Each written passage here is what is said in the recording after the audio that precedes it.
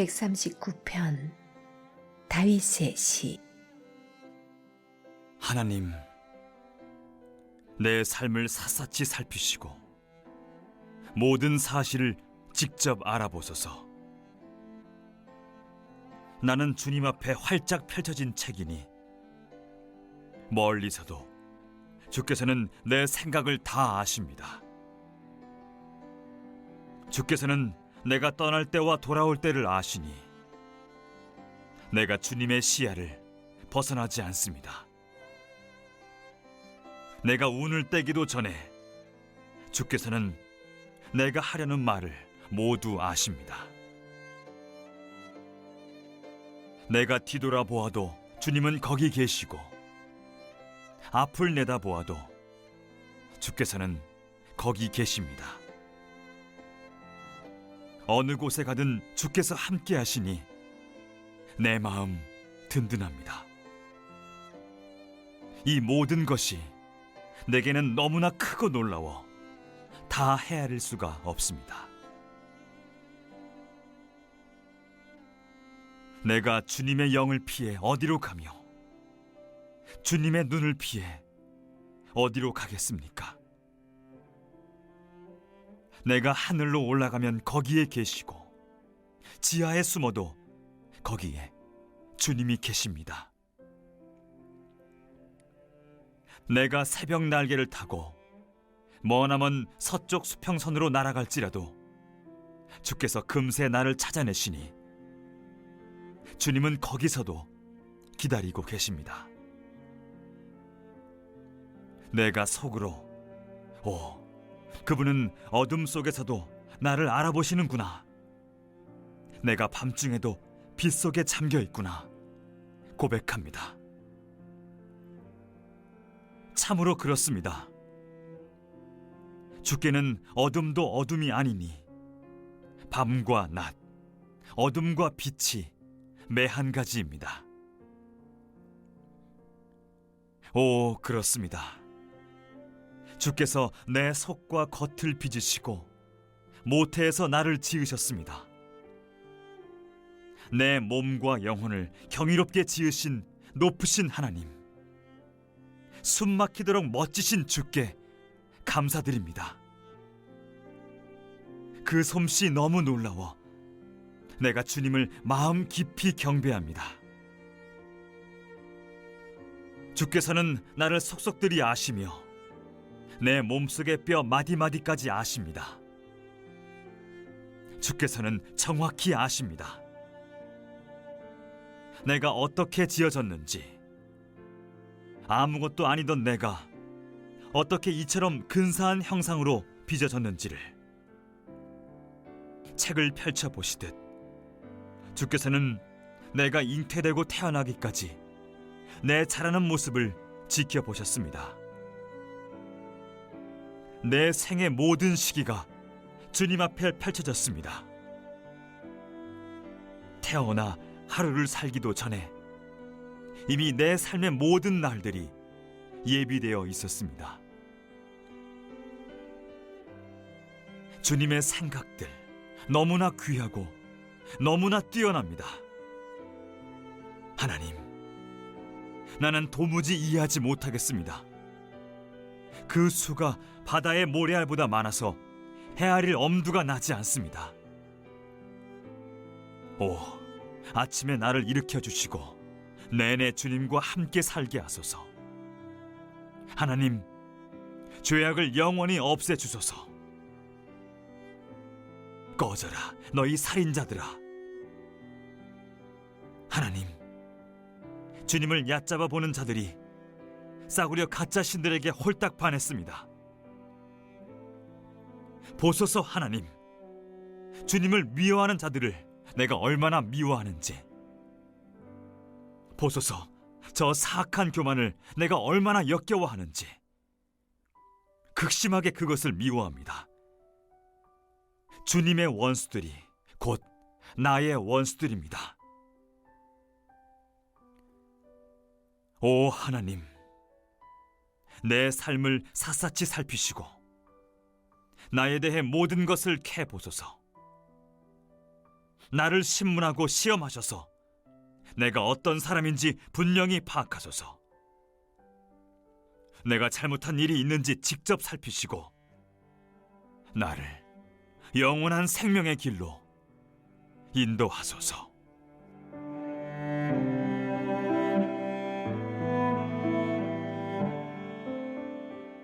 시편 139편 1절로 18절은 한 단락을 이루어 1절로 6절의 하나님의 지식, 7절로 12절의 편재성, 13절로 18절의 사람의 창조와 그를 향한 계획에 대한 시인의 깊은 묵상을 통해 하나님의 사랑과 경이로움을 찬양합니다.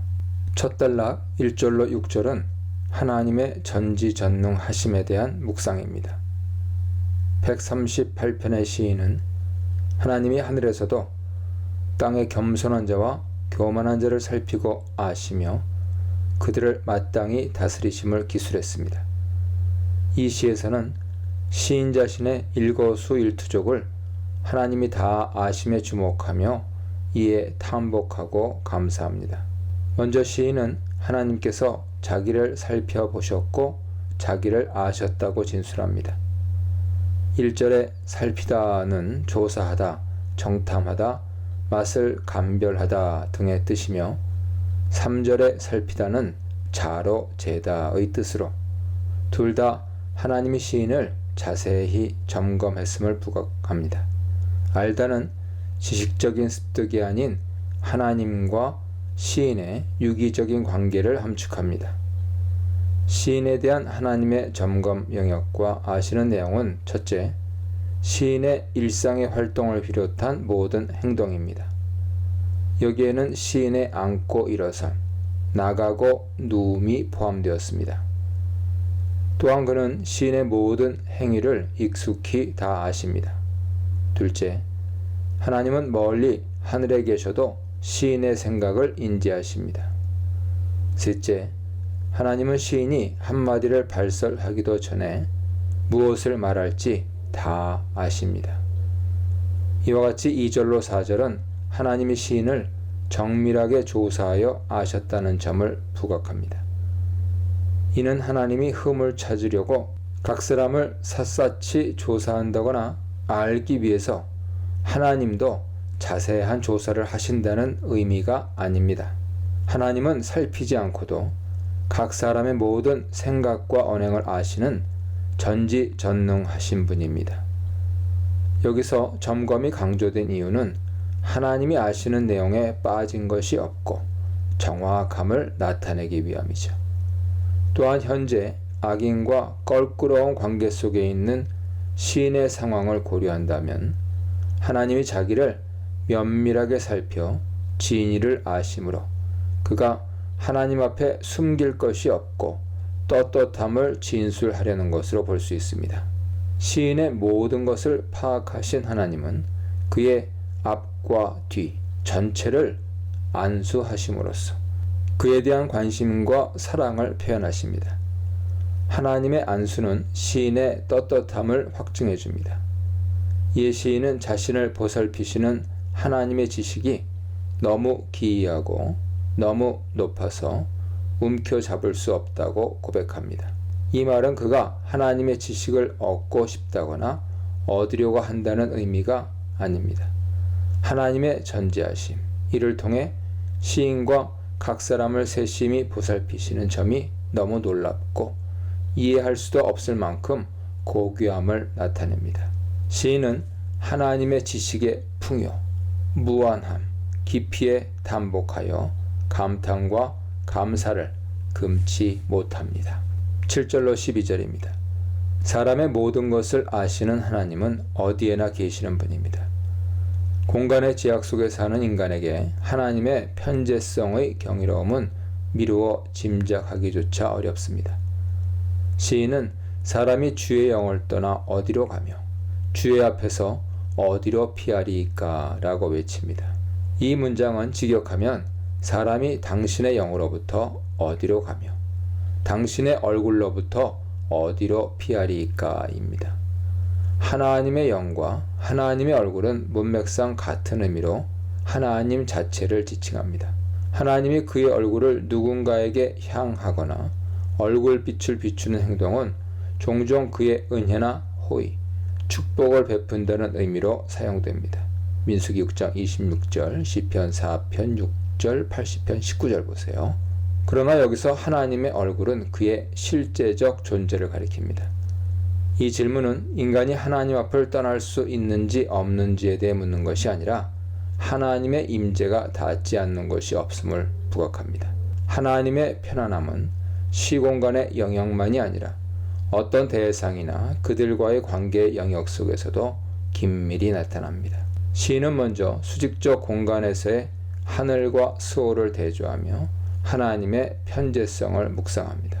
그가 하늘에 올라가도 하나님이 그곳에 계시며 수월의 침상을 펴더라도 거기에 하나님이 계십니다. 이 두 장소는 물리적인 공간에서 극과 극을 나타내며 영적으로도 극과 극을 암시합니다. 이 둘을 비교해보면 첫째, 하늘은 우주 공간에서 가장 높은 곳을 지칭하며 수월, 음부는 하늘에서 가장 먼 곳을 가리킵니다. 이스라엘인들은 물이나 바다 밑바닥에 구덩이가 있고 이 구덩이의 맨 밑에 수월이 있다고 여겼습니다. 이사야 14장 11절이야 시편 88편 6절 욥기 38편 16절 이하 참조하세요. 둘째, 하늘은 하나님과 그의 천군 천사가 거하시는 곳이며 수월은 죽은 자들이 가는 곳으로 구더기와 지렁이가 덮인 곳입니다. 그러므로 수월의 대체어로 죽음, 무덤, 구덩이, 아바돈 등이 사용됩니다. 시편 116편 3절, 잠언 5장 5절, 시편 30편 3절, 잠언 15장 11절 참조하세요. 셋째, 하늘에서는 하나님과 천사들이 의인을, 수월은 궁극적으로 죄인을 기다립니다. 넷째, 하늘은 광명이 있으나 수월은 흑암으로 덮였습니다. 다섯째, 수월로 내려간 죄인은 건져줄 자가 없지만 수월로 내려가 하나님께 부르짖는 자는 하나님이 소리를 들으시며 그 권세에서 속량하십니다. 이처럼 상극의 장소인 하늘과 수월에도 하나님이 실제하십니다. 그의 능력과 다스림이 미치지 않는 곳은 없습니다. 9, 10절에서는 새벽과 바다끝을 대조하며 수평적 공간과 방향 속에 하나님의 편재하심을 묵상합니다. 핵심은 하나님이 어디에나 편재하여 성도를 보살피시며 그들과 친밀한 관계를 지속하기 원하신다는 점입니다. 새벽 날개는 바다 끝의 대조적 표현으로 사용되어 장소와 방향을 제시합니다. 내가 새벽 날개를 치며를 번역하면 내가 새벽의 날개를 들어 올리며 입니다. 해가 떠서 그 빛이 날개처럼 펴진 것을 묘사하면서 동력 끝을 가리킨다고 볼 수 있습니다. 바다란 단어는 지중해를 가리키므로 바다 끝은 서쪽 끝을 지칭하죠. 종합하면 시인이 동쪽 끝으로 가든 서쪽 끝으로 가서 살든 하나님의 손이 그를 인도하며 하나님의 오른손이 그를 꽉 붙들어 주실 것을 의미합니다. 마지막으로 시인은 흑암과 빛을 대조하며 하나님의 편재성과 그의 다스림을 묵상합니다. 빛과 흑암의 대조는 8절로 10절과도 상징적으로 연결됩니다. 하나님 계신 하늘과 동트는 곳은 빛과 연결되며 죽은 자가 있는 수월과 해가 지는 곳은 어둠과 연결될 수 있습니다. 빛과 흑암은 물리적인 밝음과 어둠을 나타내므로 1차적으로는 문자적 해석이 적절합니다. 이것들은 또한 선과 악, 은혜와 공경, 구원과 심판, 질서와 무질서 등의 영적, 도덕적 암시도 나타내므로 상징적으로 적용할 수는 있으나 모든 면에서 적용되지는 않으므로 해석에 주의가 필요합니다. 11절에서 시인은 빛에 있으나 흑암이 그를 짓눌러 덮고로 번역됐죠. 짓눌러 그의 주변에 있는 빛이 밤으로 변할 것이라고 말합니다. 그러나 시인을 짓누르는 그 흑암은 하나님에게는 결코 어둡지가 않습니다. 숨기지 못하며로 번역됐죠. 하나님께는 밤이라도 낮처럼 빛날 것이며 흑암과 빛이 같습니다. 이 비유를 통해 알 수 있는 것은 첫째, 하나님이 빛이시라는 점이죠. 그에게는 어둠과 악이 조금도 존재하지 않습니다. 요한일서 1장 5절 보세요. 빛이 온 세상을 비추듯 빛이신 하나님이 세상에 편만하죠. 둘째, 하나님의 빛은 흑암을 몰아냅니다. 빛이 흑암을 비추어 물러가게 하듯 하나님의 빛이 온 세상을 비추어 악한 자들을 다 색출하고 떨쳐버릴 것입니다. 셋째, 하나님이 함께하는 자에게는 하나님의 빛이 비춰집니다. 빛은 은혜, 보호, 구원, 생명 등을 상징합니다. 그러나 악인에게는 그 빛이 차단됩니다. 넷째, 하나님이 함께하는 자에게는 흑암도 빛이 됩니다. 이 말은 악이 선이 되고 심판이 구원이 된다는 뜻이 아닙니다. 어려움과 고통 속에 있더라도 그렇지 않은 때와 마찬가지로 하나님의 평안과 보호가 함께한다는 뜻입니다. 그러므로 욥이 말한 대로 하나님이 함께하시면 흑암 속에서도 그의 광명을 힘입어 다닐 수 있습니다. 측량할 수 없는 하나님의 지식, 제한할 수 없는 하나님의 임재, 통제할 수 없는 하나님의 능력에 대해 묵상해 보시기 바랍니다. 13절로 18절입니다. 사람의 모든 것을 아시고 어디에나 계신 하나님은 모든 사람의 창조주십니다. 하나님은 한 사람이 잉태되고 태어나 살아나가는 생애 전체 그의 세밀한 섭리하심을 나타내십니다.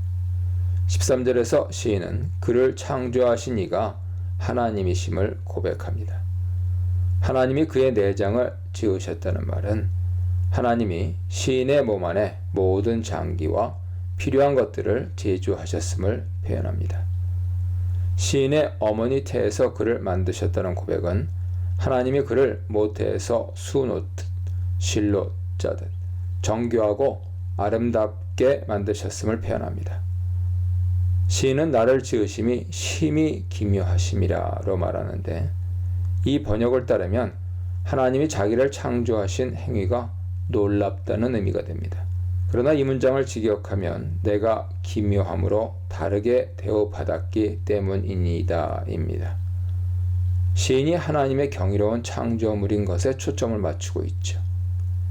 시인은 하나님의 하시는 일들 또는 만드신 것들의 놀라움을 잘 알고 있습니다.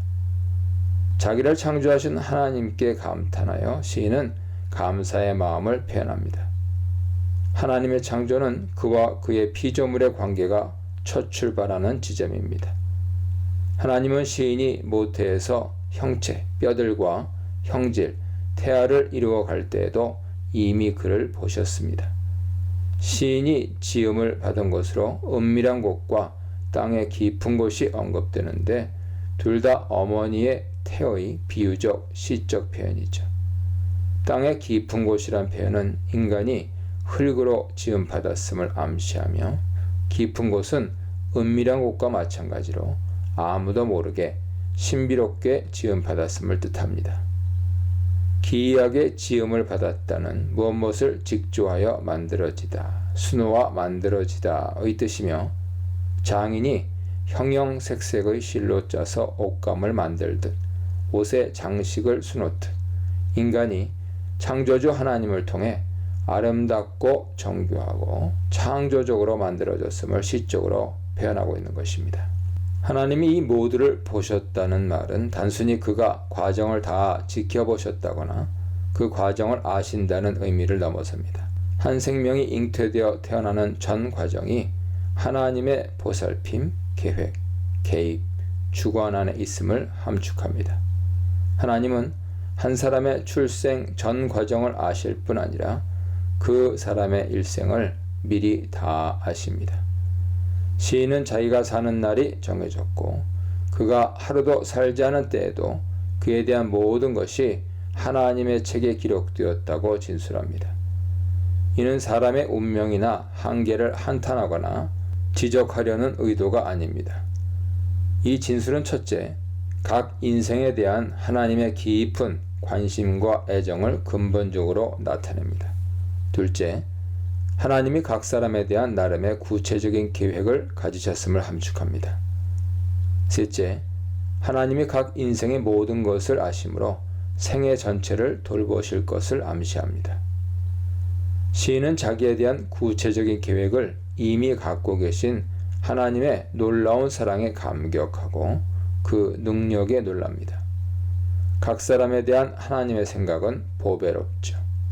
생각은 의도, 목적의 뜻도 있습니다. 또한 그들에 대한 하나님의 보배로운 생각이나 계획이나 목적은 모래보다 많고 셀 수 없을 정도로 많습니다. 하나님은 각 사람의 일거수일투족을 다 알고 그의 생각까지도 밝히 아시나 인생은 하나님이 가진 생각의 일부도 가늠할 수 없습니다. 시편 40편 5절, 잠언 3장 11절, 로마서 11장 33절 이하 참조하세요. 하나님은 각 인생에게 이토록 세밀한 관심을 보이며 그들과 친밀한 관계 맺기를 원하십니다. 이것을 제대로 깨닫는다면 사람이 어떻게 하나님을 의지하지 않을 수 있겠습니까? 시인은 잠에서 깨어난 순간에도 하나님이 자기와 함께 계심을 인지하며 그의 임재 안에서 평안을 누립니다. 19절로 24절입니다. 19절부터는 내용과 분위기가 감탄에서 탄식으로 전환됩니다. 1절로 18절 단락에서는 인생과 관련하여 하나님의 전지전능하심의 신비로움에 매료된 시인의 감탄이 가득 차 있으나 19절에 와서는 갑작스럽게 들리지만 악인을 향한 시인의 응징의 기도로 시작하여 그들에 대한 고소와 탄식이 빗발치고 뒤를 이어 하나님의 신원과 인도를 바라는 시인의 간구로 마무리됩니다. 하나님의 임재와 사랑 속에 있는 시인은 그와 반대무리인 악인에게 하나님의 심판이 임할 것을 확신합니다. 그는 하나님이 각 사람에 대한 수많은 계획을 그의 섭리로 주관하심을 인지했습니다. 또한 그의 다스림 속에는 그를 사랑하는 자와 그를 미워하는 자를 향한 구원과 심판의 계획이 있을 것임도 확신합니다. 여기서 하나님이여 주 당신께서 반드시 악인을 죽이시리이다 라는 시인의 말은 섬뜩하게 들리지만 이는 하나님의 확고한 심판이 악인에게 있기를 기원하는 진술입니다. 악인들은 근본적으로 하나님에 대한 경외심이나 두려움이 없는 자들로 영적으로나 도덕적으로 부패한 자들입니다. 악인들은 피 흘리기를 즐기는 자들, 직역하면 피들의 사람들로 불리는데 이는 그들이 폭력적이며 남의 생명을 빼앗는 일도 서슴지 않는 무리임을 시사하죠. 그들은 또한 하나님에 대해서도 악의로 말하며 그의 이름으로 헛되이 맹세하는 자들로서 하나님의 원수들입니다. 그러므로 시인이 그들에게 나를 떠날지어다 라고 명합니다. 이 명령은 그들이 시인에게 저질러온 악행을 그만두라는 의미일 수 있죠. 또한 악인의 무리가 자신에게 가까이 오는 것을 시인이 용납할 수 없음과 그들이 결코 시인과 그의 공동체에 낄 수 없음을 함축합니다. 이어서 21, 22절에서는 미워하다 라는 동사가 반복되어 하나님에 대한 악인의 미움과 악인에 대한 시인의 미움의 관계를 기술합니다. 시인은 하나님을 사랑하므로 하나님을 미워하고 그에 대항하여 일어나는 자들을 미워할 수밖에 없습니다. 하나님의 원수인 악인들은 곧 시인의 원수가 됩니다. 악인에 대한 시인의 마음은 큰 적대감으로 시인은 그들 무리와 완전히 분리됩니다. 악인들이 시인의 무리에 낄 수 없듯이 시인도 그들의 무리와 함께 할 수 없습니다. 한편 다른 시편에서는 의인을 억압하고 해를 끼치는 악인을 단순히 의인의 원수라 부르지 않고 여호와의 원수라 불렀다는 점을 기억하십시오. 시편 37편 20절입니다. 의인을 핍박하고 불의를 저지르는 그 자체가 근본적으로는 하나님을 경외하지 않으며 그의 말씀에 반역하는 행위이므로 하나님께 죄를 짓는 것과 마찬가지이기 때문입니다. 시인은 하나님이 그를 살피셨고 아셨음을 고백하며 기도를 시작했습니다. 이제 그는 하나님께 자신을 살피고 마음을 아시며 조사해보고 자신의 생각을 파악하시길 구합니다. 이 간구는 액면 그대로 간구가 아닙니다. 이는 앞서 악인에 대한 진술이 시인의 개인적 원한에서 나온 것이 아님을 증명하고 자신이 불의에서 떠난 자이며 하나님께 헌신된 자임을 증명하려는 방책입니다.